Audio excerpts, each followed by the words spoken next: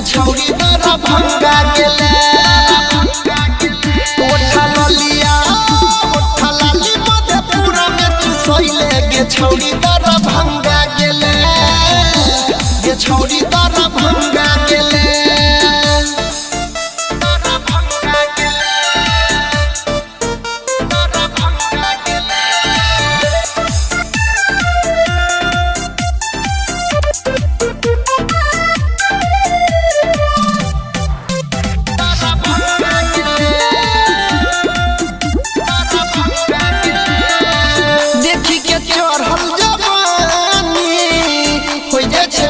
पानी पानी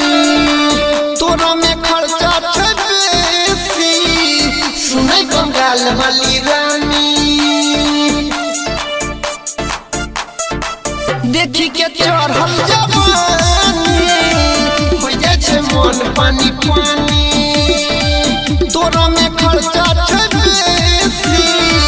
सुनै कंगाल वाली रानी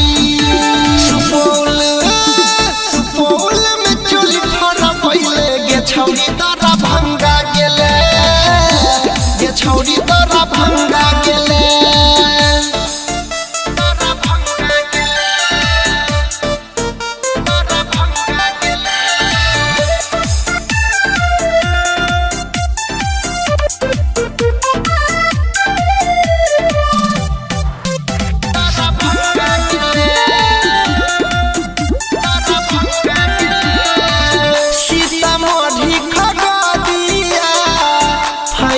घरिया